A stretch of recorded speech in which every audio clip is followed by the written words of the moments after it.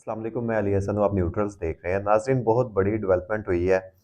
एक तो इमरान खान जो है वो उनकी तोशाखाना केस में इमरान खान और बुशरा बीबी की जो सज़ा है वो मुअत्तल कर दी गई है इस्लामाबाद हाई कोर्ट की तरफ से, और इस्लामाबाद हाई कोर्ट ने ऑर्डर दिया है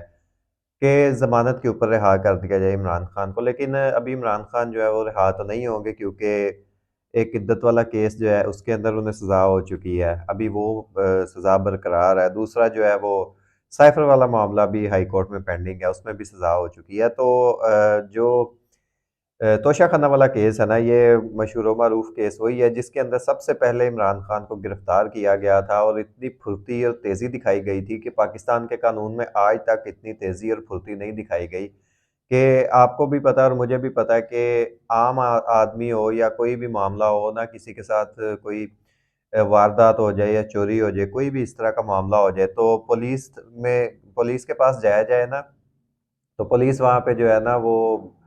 एफआईआर तक दर्ज नहीं करती। लेकिन जहाँ पे फिर सिस्टम ने जाना हो कि किसी इंसान को, किसी बंदे को पकड़ना है और साइड पे करना है या जेल में करना है, तो फिर वहाँ पे फुर्तियाँ दिखानी पड़ती हैं, और फुर्तियाँ भी इस तरह की कि इस्लामाबाद में जो है वो फैसला होता है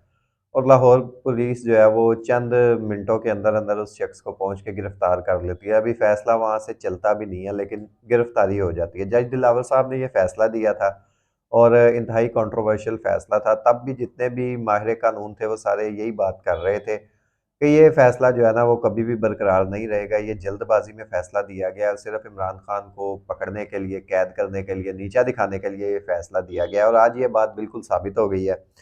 और इस्लामाबाद हाई कोर्ट ने फ़िलहाल तो इस केस में इमरान खान की सज़ा भी मुअत्तल कर दी है और ज़मानत भी दे दी है। अब दूसरा जो सबसे अहम मामला पाकिस्तान में इस वक़्त ज़ेर बहस है और बहुत गर्दिश कर रहा है,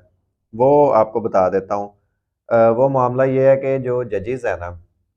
जिन्होंने 6 जजेज़ ने ख़त लिखा था सुप्रीम जुडिशल काउंसिल को, इस मामले के अंदर इंतहाई अहम डेवलपमेंट होती जा रही हैं। अभी जो लेटेस्ट डेवलपमेंट है वो आपको बताता हूँ। पहले आपको मैं पूरी स्टोरी बता देता हूँ। 6 जजेज़ ने सुप्रीम जुडिशल काउंसिल को ख़त लिखा। उस ख़त के अंदर उन्होंने बताया कि जी, हमें जो है ना प्रेशराइज़ किया जाता है, और जो है वो एजेंसीज़ की जानिब से दबाव डाला जाता है, और हमारे यहाँ तक के रिश्तेदारों को भी अगवा कर लिया जाता है, और इस तरह के मतलब मामलात जो है ना वो हो रहे हैं। और इसके ऊपर तो उन्होंने सुप्रीम जुडिशल काउंसिल को ख़त लिखा, और उमर अयूब खान साहब ने तो ये भी कहा था कि जब इमरान खान को इकट्ठी सज़ाएँ हुई हैं, तो तब उस वक़्त एक जज ने बताया कि मुझे नहीं था पता कि मेरे बच्चे कहाँ पे हैं। यानी मामलात यहाँ तक भी चले जाते हैं। ख़ैर, ये तहकीकात होंगी तो फिर पता चलेगा। अच्छा, इसके ऊपर जो है ना वो काज़ी फ़ायज़ ईसा साहब ने वज़ीर-ए-आज़म साहब से मुलाकात की, और इन दोनों की मुलाकात के अंदर ये तय हुआ कि जो कमीशन है ना वो एक तश्कील दिया जाए, और उस वो जो है ना इस सारे मामले की तहकीकात करे। लेकिन यहाँ पे फ़ाज़ शहबाज़ ख़ान साहब, जो बड़े नामवर सहाफ़ी हैं, तहकीकाती सहाफ़ी हैं, उन्होंने एक स्टोरी ब्रेक की, और स्टोरी वो ये ब्रेक की कि ये जो सारा मामला हुआ है ना, ये मामला किस तरह से हुआ? मामला ऐसे हुआ कि पहले आमिर फ़ारूक साहब को ये जजेस जो हैं 6 के 6 जजेस कहते रहे। उसके बाद जब ये मामला आमिर फ़ारूक साहब ने इसके ऊपर कुछ नहीं किया, वैसे आमिर फ़ारूक साहब के ऊपर भी इसके ऊपर कोई ना कोई चार्जेस लगने चाहिए। वैसे उनके खिलाफ चार्जशीट ही बनती है कि आपको जब पहले 2 दफ़ा जजेस ने ये मामला बताया है और उसके बावजूद आप इसके ऊपर कुछ नहीं कर रहे, तो आप क्यों नहीं कुछ कर रहे? तो आप या तो फिर मिले हुए हैं उनके साथ, और या फिर अपनी ड्यूटी सही तरह से सरअंजाम नहीं दे रहे। उसके बाद इन्होंने 6 जजेस ने सुप्रीम जुडिशल काउंसिल में ख़त लिख दिया। उसके बाद ये काज़ी फ़ायज़ ईसा साहब के घर जाके इन 6 जजेस ने मुलाकात की।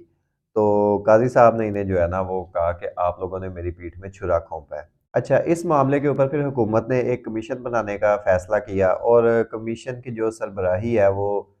जस्टिस तसद्दुक़ जिलानी साहब के पास चली गई। जस्टिस तसद्दुक़ जिलानी साहब वही जस्टिस हैं जिन्होंने तैयारा हाईजैक केस के अंदर भी नवाज़ शरीफ को रिलीफ़ दिया। उसके बाद मुख्तलिफ़ केसेज़ में मियाँ साहब को रिलीफ़ दिया, और उन्हें उनकी सज़ाएँ जब माफ़ की, फिर वो तीसरी दफ़ा दोबारा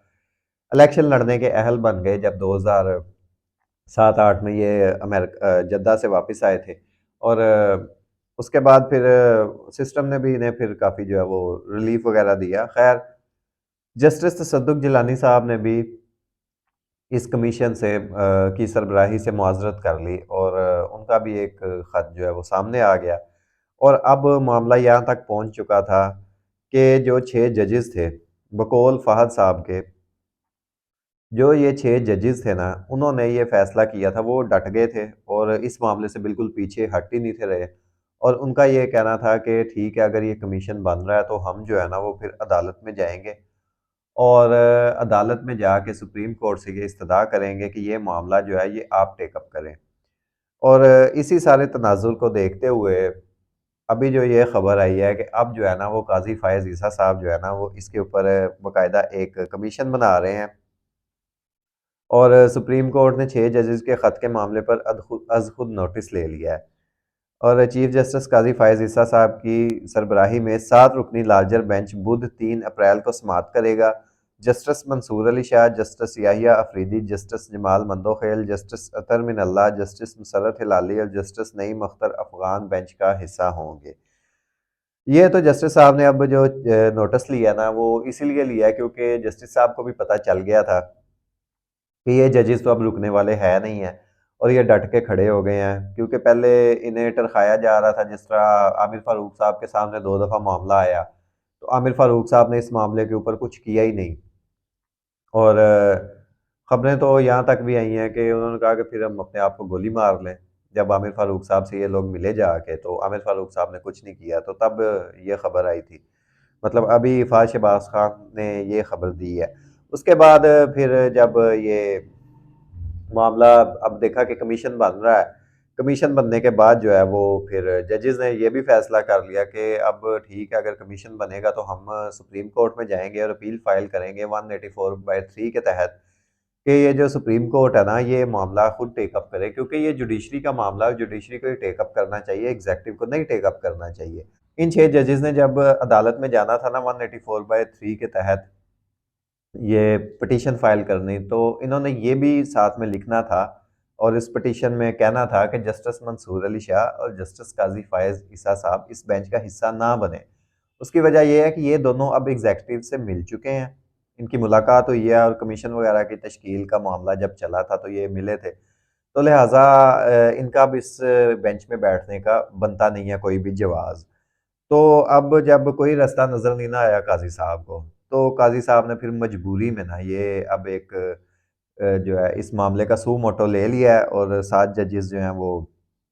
बैठ गए हैं और बुध वाले दिन इसकी समाअत शुरू होगी। लेट्स सी इस मामले में क्या होता है और अभी तक पाकिस्तान में कुछ भी आप प्रेडिक्ट तो कर नहीं सकते क्योंकि काज़ी साहब जो हैं उनके ऊपर खुद एक इंतहाई गहरी छाप है उन्हीं लोगों की यानी एस्टेब्लिशमेंट की कि ये भी एस्टेब्लिशमेंट के बंदे हैं और वो किस तरह से है इसका आपको भी पता है मुझे भी पता है जो बल्ले वाला मामला हुआ और जिस तरह काजी साहब की बाइसनेस नज़र आती है पीटीआई के अगेंस्ट और बल्ले का निशान उन्होंने छीना असद तूर साहब ने ये खबर दी थी कि बल्ले का निशान छीनने के लिए काजी साहब ने एक डील की थी और उस डील के तहत 2 जजेस का इस्तीफ़ा आया था और उस इस्तीफ़े के बाद फिर बल्ले का निशान पीटीआई से वापस लिया गया था तो ये मामलात हैं काजी साहब खुद इस बेंच की सरबराही कर रहे हैं देखते हैं मामलात किस तरह आगे जाते हैं और क्या होता है और जैसे कोई नई अहम डेवलपमेंट आएगी वो ज़रूर आपसे डिस्कस करेंगे शेयर करेंगे और अगली वीडियो में फिर आपसे मिलते हैं अब तक के लिए इतना ही आप सबसे इजाज़त चाहूँगा अपनी दुआओं में ज़रूर याद रखिएगा अल्लाह हाफिज़